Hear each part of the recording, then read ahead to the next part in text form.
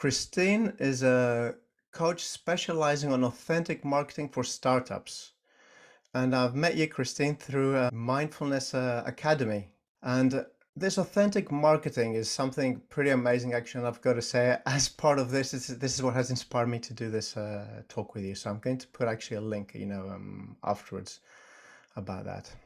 Could you tell me, Christine, your experience of tinnitus? What was it like Hmm. before mindfulness? Yes, I'm happy to do that. Thank you for having me here today. And I'm happy to share this experience because I think it can be really helpful for other people that have tinnitus that never thought of mindfulness, because we always go to doctors and see what's out there already that can help us. And I went also through that journey.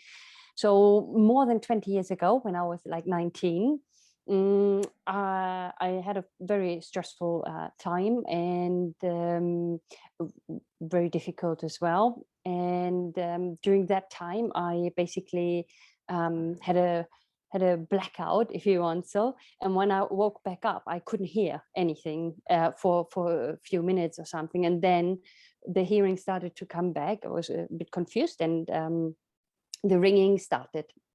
So tinnitus can come in different ways, ringing or waves or something, and it can also change over time every day. Um, and it started in one ear, but then it also started in the other one. So have it for over 20 years, because it never really goes completely away, only for periods of time if I manage. But we talk about that later. So that can add to the stress that you probably already have, and a lot of times tinnitus comes through stress.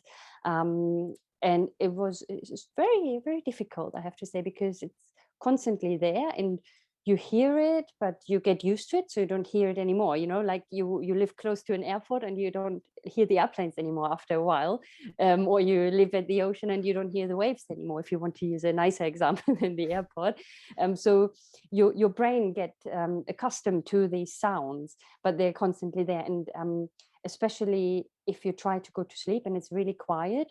And I found, especially as well, if you have earplugs in, for example, because of other external noise, it can be quite loud and it can be very distracting. So there's always this, let's say, this underlying noise sound. But then if you're in really stressful situation, it can become really loud. So I really feel as well that if I got and also still get very stressed in a specific moment, my body tells me, okay, you're doing too much now. Step on the brakes by um, raising up the volume of the ringing. And it really is like all of a sudden, like a really alarm bell. I went to doctors back then. I did oxygen therapy. I did infusions where they set needles and put stuff inside me. I don't even know what to improve.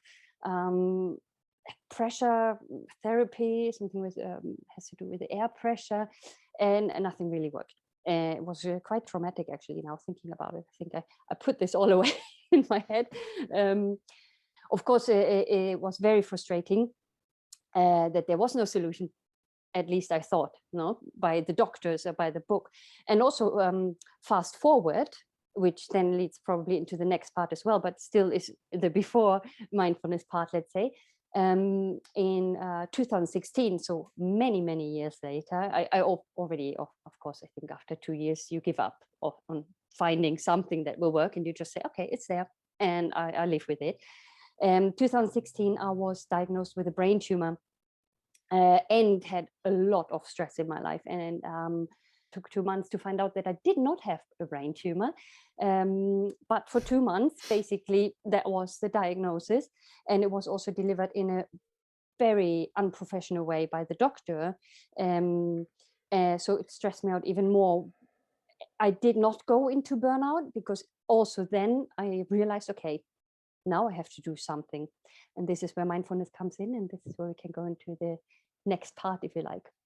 So, how can mindfulness, like paying attention to the breath, to the present moment, how can that help tinnitus? Mm, it's really great.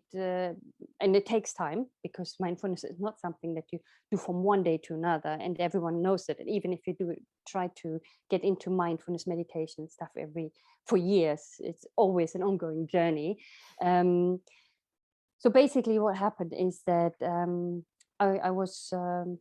I knew Shamash for a while, because we've met at events and stuff, and I went to one of his events, and we were talking, and it was at that time when I was diagnosed, and all these kind of things. And he gave me as a gift his book, 8 weeks, The Mindful Way Through Stress, or something, which is the 8 weeks course. And it was also just before Christmas, before I basically took a longer break of 3 weeks, going to Germany, back home, and knew I'm not going to work. So I thought, okay, this is the time. This is everything telling me I have to step on the brakes. And I got even the book gifted to me to do that. So I started this 8 weeks course whilst I was in Germany on my break, because I also knew if I make it a habit to do every day for 3 weeks, then it's easier when I come back and start working again to finish it. And that's what I did. And literally and this course goes through meditation, staying with your feelings, doing yoga, being more aware of everything, feelings, everything that comes with mindfulness. And also a bit, I would say, maybe it brings in this staying with your feelings and not pushing things away, ignoring, but just be with it. And literally, when I finished the book and closed it, I remember this, I was sitting on the sofa, and I basically finished the course, if you want to, which was a book. I sat on the sofa and I was like, And I realized that I had no ringing in my ears, that everything was quiet. And I remember I started crying, because if you have that for 20 years, you think like, what has happened? And you tried everything. This is maybe also where you realize, okay, it has impacted me somehow, because if you start crying, that means you're emotional and it means something. And it was quiet. I did not have that ringing in the ears. And I called my mom immediately, said, imagine what happened. And she's like, oh my God, what's it? I told Shamash, I also gave him a video testimonial, and said, you need to go to tinnitus organizations and stuff and talk about this, because everyone needs to know that mindfulness can be a way to manage it. And why I say manage is because it's not something that's always gone and you do it once and you get rid of it. It's obviously a, let's say, condition, if you want to call it, that you live with. But mindfulness can really help you to manage it, because at least for me, and what I learned through self-studies and stuff, checking and talking to other people, that stress is the trigger. So if you are able to manage your stress and maybe to take breaks or step on the brakes when it's necessary through mindfulness, it can really avoid being too present, or even go away for a while. So now it's there sometimes not. If I get too stressed, like I say again, then the alarm bells ring. But what I do is I sit down, I close my eyes, and I take deep breath. And within a few seconds, I can hear from, it goes like this. Wow. Wow. Mm. And I want to point out actually that knowing you, Christine, you're a busy person. So I want to like acknowledge that, you taking, the time off isn't that you're on a holiday. You've written, was it your 16th book you published Yes. a few weeks ago? Mhm. Correct me if I'm wrong, but I feel what you're doing is you're doing quality mindfulness. So, Yeah. you're maybe a minute or a few minutes, but it's Yeah. not half-heartedly. It's with No. And I presence have and to, intentionality. yes. Yeah, and you're reaping the rewards. Yeah, and I have to say, because for me it became also a necessity, but in a good way. I have to do this because I know it's good for me, and I don't get to that state anymore. I feel that I get stressed, of course, because there's something that it's too many things to do, or there's an argument or something. So first thing, I feel immediately my back tenses, not along the entire spine, and maybe even more the middle back. So I know this, and then I can feel I'm very tense, and that I think also tenses up my neck. Then, of course, and then I can really, I can feel like I'm not fainting, but I can it's a bit strange, but I can see little stars in the corner of my eyes, but not like if you're fainting. It's really like it's like twinkling stars. Sounds a bit crazy now, but it's like this. So this is the first sign, and then immediately after this, so all this happens maybe in the time of 15 seconds. Um, then it's really on both ears. So the sounds get quiet outside because my ears stop listening, and it's pushing this sound, this like this. And as soon as that starts, like 2 seconds in, and I think like, ooh, ooh, ooh, I'm there. I sit down. I move and maybe crack some spine or something, and my neck like this, and then I take close my eyes always to shut out everything, and then I take deep breath through the nose and out through the mouth, and that probably 3 deep breaths, and then it's going from like this. Hmm. Yeah, it really, Unbelievable, yeah, incredible, huh? yeah. It's interesting, and just another proof that a lot of illnesses that we also have and everything derives a lot of times from our thoughts, and we can let's say not proper illnesses, but a lot, and some conditions come from that, and you can just release it. You said Yes. you take a few breaths and it disappears. Hmm. Um, the breaths are, I'm going to say they're mindful breaths. I Hmm. would say, I'm curious as to, are you able to tell me like, what's the difference between say three normal breaths and, Yeah, it means is that you are aware of how you're breathing.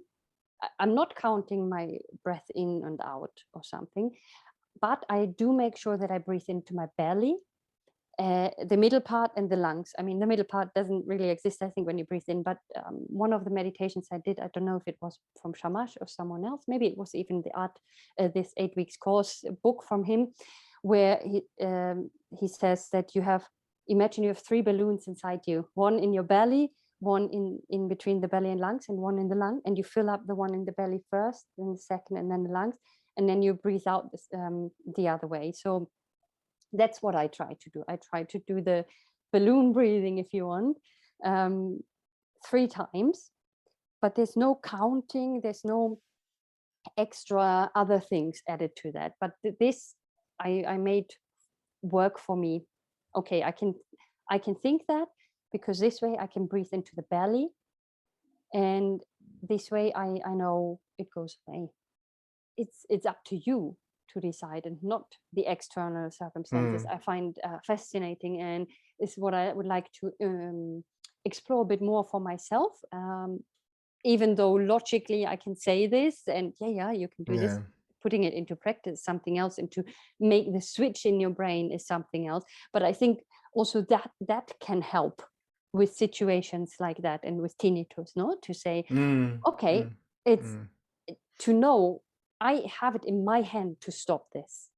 Yeah, and what I feel by that is, we're saying this understand. It really has to be an experiential understanding. So Exactly. to experience it for 1 second, you know, to experience this freedom, this allowing, this acceptance, this okayness, then that's a spark. Exactly. Yeah, yeah, yeah. And then realizing that, the, a micro moment can become a bigger moment, can become an hour, can become a day, and it's Can accessible. change your life. Yeah, yeah. Yes.